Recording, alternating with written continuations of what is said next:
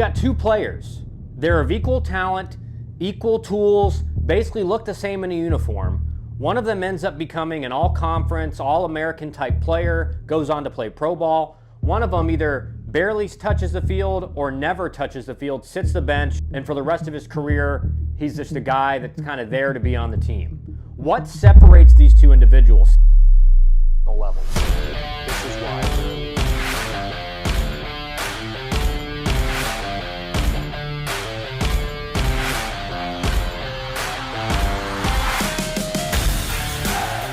See, a lot of you guys think that, well, that guy just has better tools, he's got a better swing, he's got better bat speed, stuff like that. The reality is, the higher you go in this game, the highest levels of college baseball, the highest levels of professional baseball, the talent disparity gets smaller and smaller. Meaning, what separates guys is not their physical tools, not their overall physicality, not the overall things that they do on a baseball field. It's how they absorb and attack the mental side of the game. How do they deal with failure? How do they approach game-by-game preparation-wise? You guys at home know every metric there is in the book. You probably know more metrics than me. But the reality is that's not what makes you a good baseball player. Are those things that can help? Sure. But if you don't know how to handle the game mentally, you're not going to get anywhere close to reaching your full potential. Remember, guys, hit that subscribe button if you're not subscribed. If you like videos like this, hit that like button, helps us out, and we're going to get right into it. So first off, the number one thing, guys, if you want an elite mindset, we're not going to chase results. Now, why do I say that, and why is that number one? Because again, the expectations that you put on yourself when you walk onto the baseball field are going to impact how you handle situations, how you handle striking out, how you handle having a lot of success. If your expectations are that every game you should go 4 for 4, you're going to nosedive mentally. That is not an acceptable approach. That may work in high school. It's certainly not going to work in college, and it will never work in professional baseball. The reality is that at some point in your career, you will experience failure, and you will experience catastrophic failure. You guys have heard my story. 2015, I'm traded to the Milwaukee Brewers after my dad gets fired from the Atlanta Braves. I'm trying to make a good first impression. I'm in Double-A. That first month, I hit 170, and at one point, I was 0 for 28. I can promise you, if I was not strong mentally, I would never have recovered from that start of the season. How did I end up doing? I ended up hitting 300 by the end of May, making the All-Star team and getting promoted to Triple-A. Most guys that have that kind of start, their season's over. They think it's all over, right? But my approach was, I'm going to come back. I'm going to come to the field every day.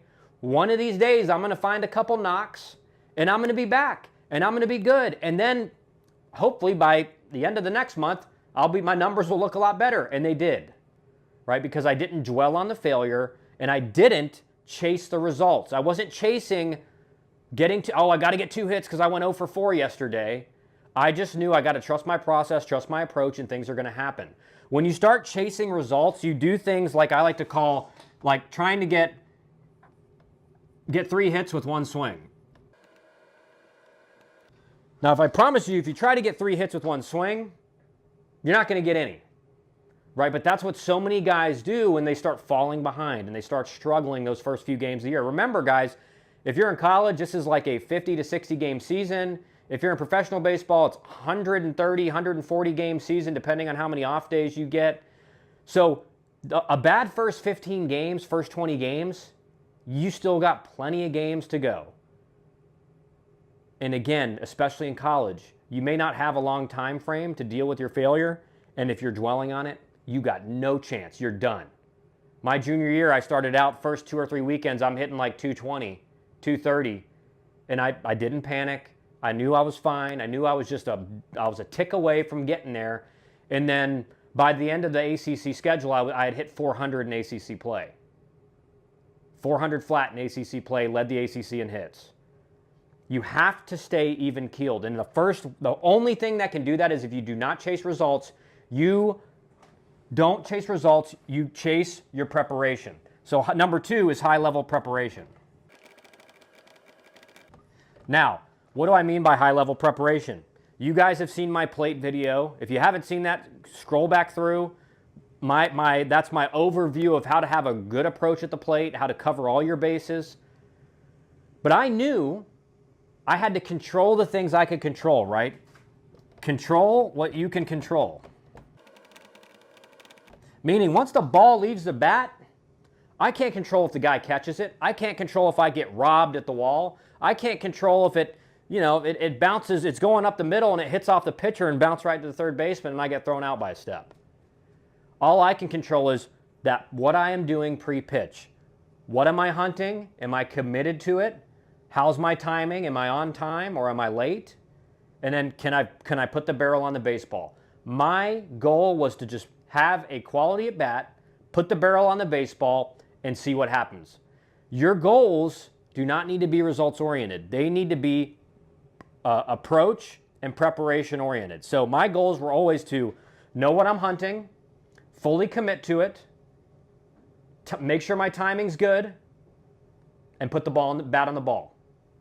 You do that, you will have way more success. And again, it allowed me to line out to the right fielder and think, all right, hey, I did my job.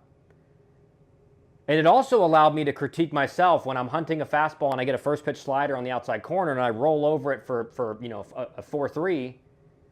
What am I doing? That's not my approach. I was way more mad at myself when I got outside of what my approach was than if I lined out somewhere, or even if I hit a bad ball, if I had stuck to my approach and I just got beat, that was fine. So control things you can control. What you're hunting, what pitch, timing, and putting the barrel on the ball.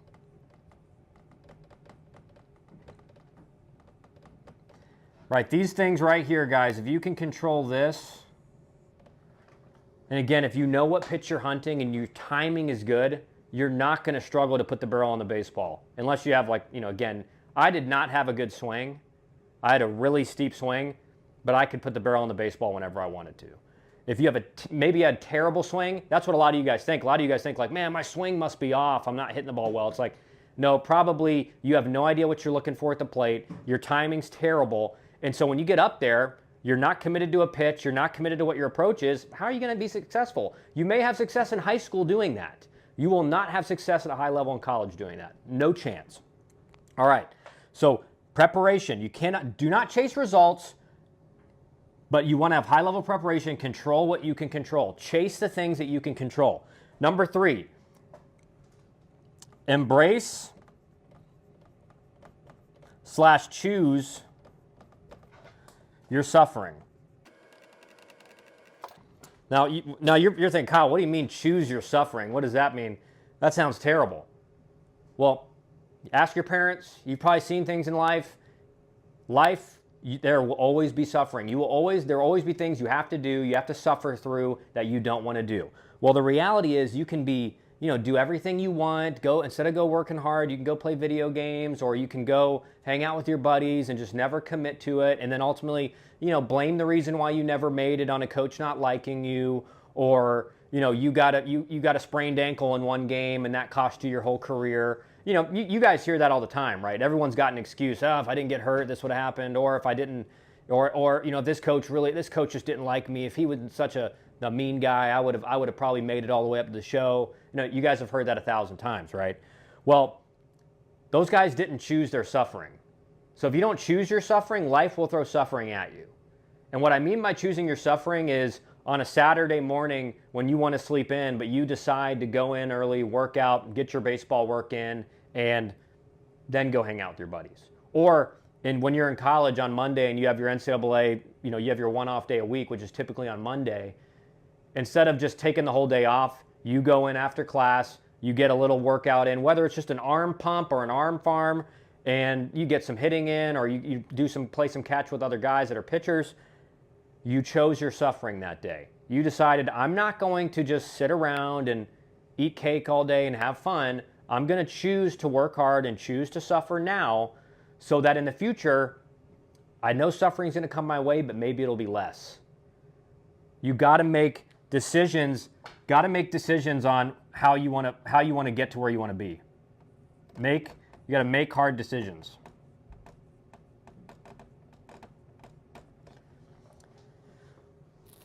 Guys, there's no shortcut to getting where you want to be.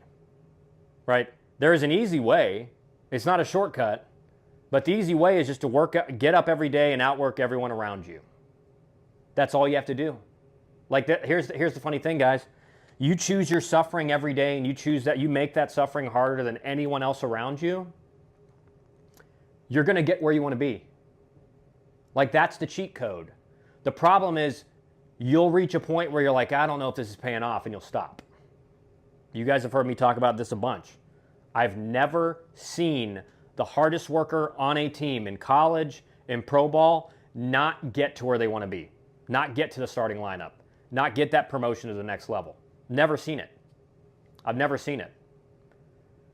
The guys that are the hardest workers on the team always find their way into the lineup.